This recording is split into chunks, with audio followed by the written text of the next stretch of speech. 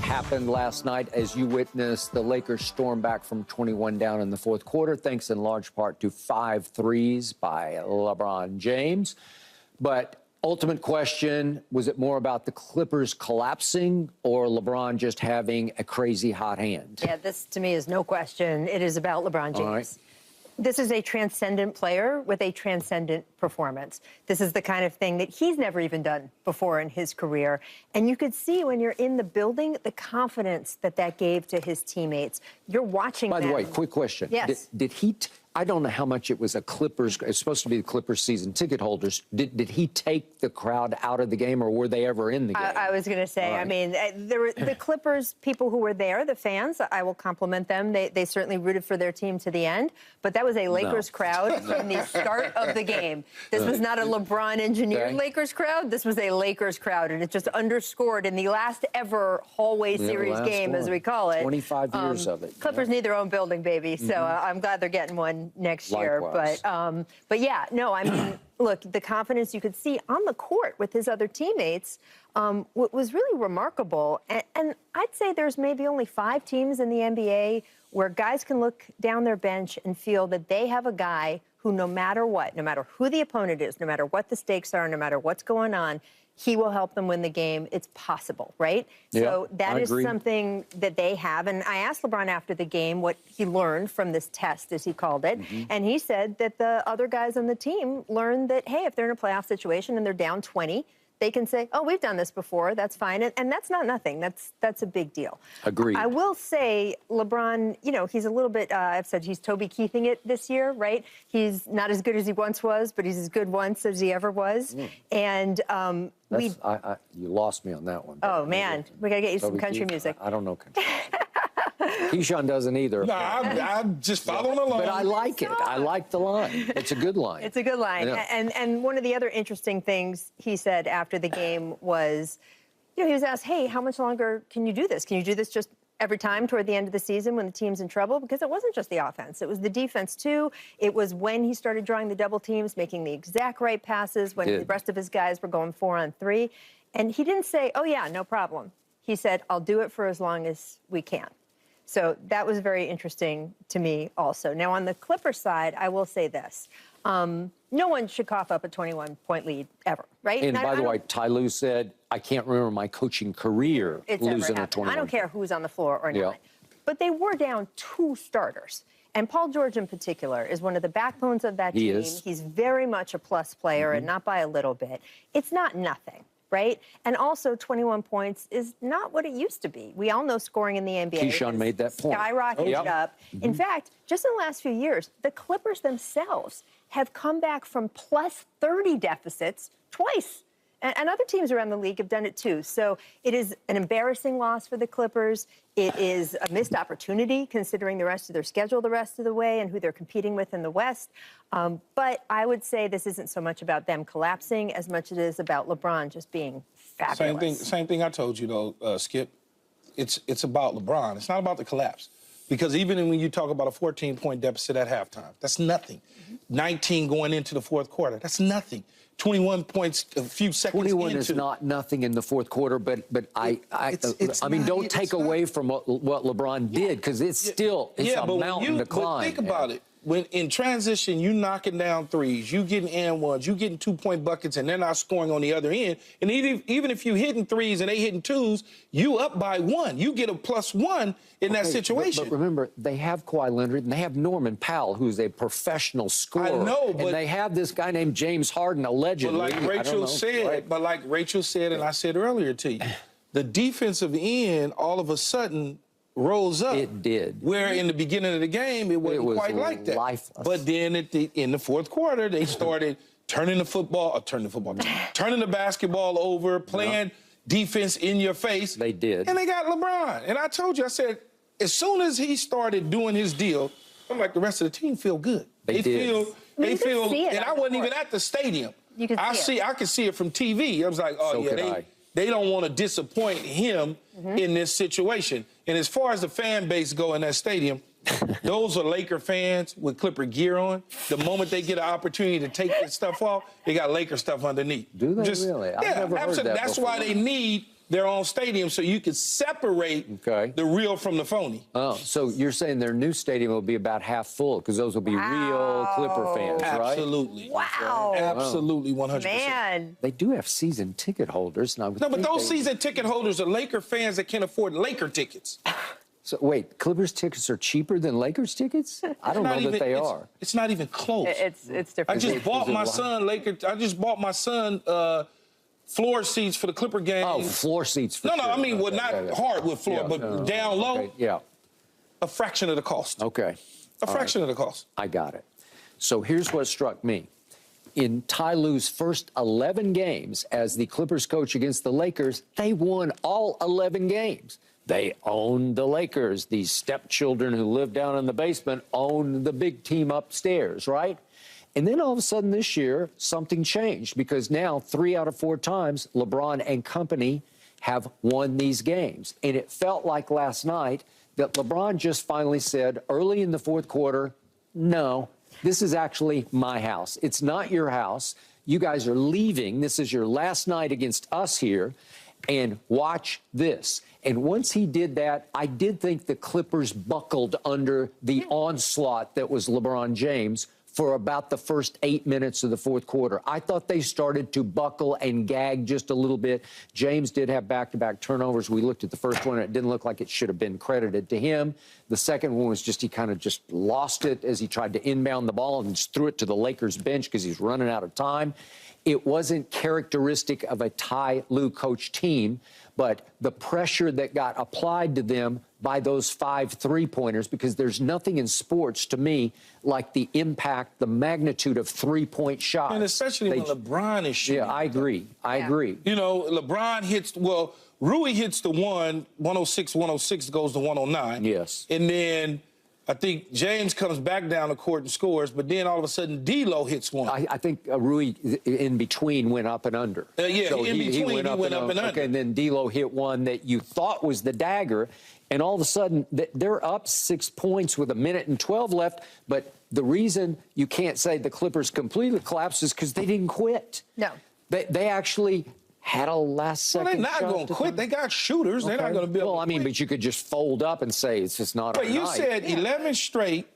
I was trying to do the math in my head. So that's, what is that, 11 straight? What is that, 2.5 seasons? Yeah, it's a long time. Two and a half, right? Because they 4 times, so it's basically 2.5, yeah. 2.5 seasons, or 2.5 seasons. But this roster for the Lakers this year is better than the last 2 years. Look, it came down to LeBron doing something he's literally never done before, and Kawhi's shot clanging off the rim, and it could have been a better shot, but he was also bothered by great defense from LeBron. Say it again. Say it again, Rachel. I told you, Skip. I told you, Skip. I don't think that he wanted to go as far Look at over that. as he did. Say it again, Rachel. I don't think he likes that shot, but not as far over. Exactly. I tried to tell you that, Skip. You wouldn't listen. Now Rachel telling you. He got exactly where he loves to get. Yes, but I told you. I've seen him. Like Rachel said, he's falling back. Yeah. He wants to go straight. He doesn't want to fall back. Backward. Like that. Like that? Yeah. Doesn't want to fall back. Well, but I'll just put my hand out here. Here's where I worry. Anything that's like LeBron. Here's where I gave him credit for the 5 threes. By the way, would you believe LeBron didn't score a point in the last 4 minutes and 36 seconds? Doubling him, and it opened up the lead. He was doubling him, and he was kicking to other guys. Exactly what he has done his whole career. Yeah. Here's where I worry about the Clippers, okay? First of all, last night, as you point out, they need that crowd. So they need to stay in that top 4, and if they can move up to even 3, that will help them in terms of their playoff performance. But the other thing is they have really struggled with opponents who have length. And last night, if they had been able to win, that would have been a huge statement for them.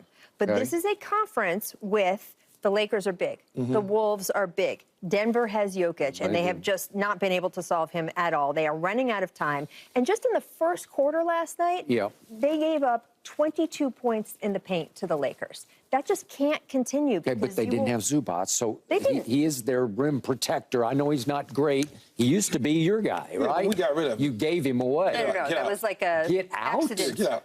I think you'd like to have him back. I think so, too. We probably can use him as a backup to get out. That's Get what out? they said. They said, get out. Well, you're feeling yourself today, aren't you? But keep that in mind as you watch the Clippers for the rest of the season. All right. Can they figure out the opponents who are big? When they moved Zubac, everybody in the world would say get out at that time when they moved him. He was a dude with gravy boots back then. He had cement in his shoes. When they moved him, I think it was a magic move, wasn't it? But when they moved him, he wasn't this guy. Let's not act like he's this guy. This guy's pretty good. Yeah, but he wasn't this guy when they moved him. Okay, I got you. All right, so up next, we got to talk about the bigger picture of the Western Conference. Rachel referred to it. The Lakers have a shot to win the West now. Interesting question. I am not as bullish as the two of you. I'm just going to say that now. I'm going to add in 10% because you never know what other injuries are going to happen around the league. And I'm going to add in 10% for the LeBron factor. So I'm going for 20% overall. But guys, I got to tell you, they have just in the last month, since they've been on that roll that Anthony Davis was talking about, they've lost to Phoenix. They've lost to the Warriors. They've lost to the Nuggets. Now, that doesn't mean that would necessarily happen the next time they play. They're going to face the Wolves now 2 times in the next... LeBron didn't play against Golden State coming out of the break, but go ahead. He didn't, but then Paul George didn't play last night. I mean, injuries are part of it. But they also beat them. They were up 2-1 before last night against the Clippers when Paul George did play. They absolutely were. I'm just saying that, and I didn't include them in my list, by the way, right? That there are teams ahead of them that are just, they haven't been able to match up against or that have consistently played better than them. And if you look ahead to what the Lakers are facing just until the end of the regular season, they have a very tough schedule coming up. Now, it's at home. That will make a big difference. As we saw last night, even in a Clippers home game, that Lakers crowd, it means something. But they play the Wolves twice. They play the Thunder twice. They play the Nuggets. They play the Bucks. They play a couple teams in the East besides the Bucks. They play the Cavs. I mean, they've got some good teams that they're facing, and they're not going to win all those games. So when we look at playoff positioning, they could be in that play-in game, and you face the wrong team in the play-in on the wrong night. Anything could happen. I guess my question to you guys is, if the Lakers get out of the play-in, if the Lakers advance past the first round, is that going to be a big deal to LeBron James or you as a Laker fan? Because in my estimation, we got to get all the way. We got to get all the way to where we need to go. Playing in the play-in and getting in the first round and getting bounced out. That's just not. That's a failed season. There's a lot of teams ahead of them in the standings that could easily knock them out in the second round. But like LeBron has said before, Rachel, they can beat any team on any given night, but they also can lose to any team on any given night. You got to win 4 out of 7. The regular season, as you know, is different than the postseason. Of course. They have plenty of postseason success. They have plenty of it. When you talk about some of these Minnesotas and these OKCs, OKC's a young team to me. I say, and I know Rudy Gobert and Cat's a little older, but to me, because Ant-Man is their main guy, that's considered young to me. Okay, but he is arriving. I understand that, but it ratchets up a little bit when you get into the postseason. They have guys that have been in the postseason. They know what it's like to get there.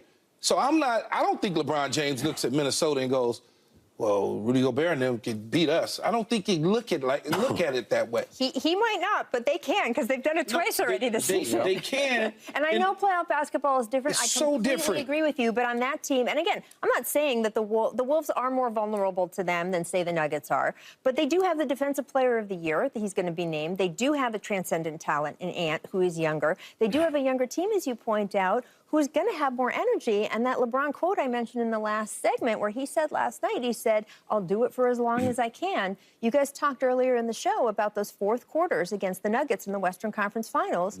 He has been amazing. But if in the fourth quarters of the playoffs at the end of the year he runs out of gas a little bit, that is exactly what is supposed to happen at his age. Well, then Denver did come to crypto was February the 8th, and it happened. It was like a blueprint of those 4 games, and LeBron played poorly in the fourth quarter, and they lost again. Maybe it's a Denver thing. Maybe they have his number. Yeah. But this, how many games we got left, Rachel? 25-ish. Yeah. So 25 games left. If LeBron is playing somewhat the way that he played last night in the last couple games that he's never done what he did last night. No, I understand. Ever. But I'm saying just in general, if he's playing somewhat, that's why I said somewhat. I didn't say play like that. Okay, all right. Somewhat as the season ends, I don't believe that he'll run out of the gas the way he did I don't think he'll run out of the gas the way he did in the playoffs, because if you go back and you think about last year toward the end of the season, all that they had to do to get to that point. I mean, think about the gauntlet that they had to go through. 7th toughest schedule in the NBA between now and then, including Wolves twice, Thunder twice, Nuggets, Bucks, etc. Okay, but Rachel, I'll use your argument back against you, because you look down the bench and you say, we got that guy and nobody else has that 100%. guy, right? 100%. Yeah, exactly. And you got two guys, like as we talk, you have two in the top 10-ish, or what, like AD on some nights looked like a top 5 player to me. 100%. And depending on who you communicate. That's a great question. Depending on who you communicate. That is the question. Well, we're in 9th place because we dropped games to Houston and San Antonio. Why? Because it's just something. Maybe it's because LeBron just doesn't care that much in the month of December, we were ready to, well, not me, but people were ready to fire Darvin Ham. Yes. They wanted to get rid of him. On a nightly basis, they still are. And they might be on a nightly basis because they say, well, it's the coaching, it's the rotation. He doesn't know what he's doing. And now, all of a sudden, you look at last night, to a degree, because he has a LeBron James, he can sit back with his arms folded and stand there and call a timeout, and that's pretty much it. Because he got LeBron James. Nobody else has that. Nobody else has it. Well, that's the thing. I want to make clear. This is a very good team. They could get to the Western Conference Finals again, depending on their matchups. By the way, have you heard anything? In my estimation, they're not getting to the finals. Okay. Have you heard anything about Jared Vanderbilt or Gabe Vincent injury-wise? I mean, they are hopeful that those guys are back by the end like they're of the not run. Ruled, like nobody's saying they're gone for good. We've had times we thought Jared Vanderbilt, we'd see him more, and it hasn't happened. But these are not I mean, these are not the main guys, as you point out. The two main guys they've had. If you had told me that this was a season where they had Anthony Davis play nearly every game, and by the way, play well, right? Yeah. I mean, we had a little blip at the beginning of the season where it felt like he wasn't quite together, but he's played very, very well. And you had LeBron looking like the ultimate Iron Man. I would not expect them to be in 9th place, even with the, oh, it's the regular season, oh, it's whatever. The truth is, to your point, they can drop a random game when they shouldn't, and in the playoffs, you have to win 4 out of 7, and you're dealing with teams that are different in the playoffs, too. The Nuggets won the title last year. Jamal Murray scored more than 30 points last night. They look really good right now. Teams out there. But when this team flipped the switch in the in-season tournament, for what it was worth, they flipped the switch. Yes, against the Pacers. Yeah. And they just suffocated the Pacers. Okay, interesting. He wants them to lose anyway, though. And he wants LeBron to shoot poorly so he could say something. I do not want that. I picked him to win. Come on. Okay, exactly. So you picked him to win, so if they lose and LeBron plays poorly, you're reading too much. That's why you said, oh, he missed shots. He didn't score again with 4 minutes to go. He didn't score for the last 4.5 minutes. You brought that up. You didn't need to bring that up, though. He didn't score for the right reason, though. Oh. Because he passed the ball. All right, so up next, we got to talk about, will the Lakers lose tonight in a back-to-back against the worst team in basketball? Right? Skip Bayless. No mercy, no mercy, no mercy.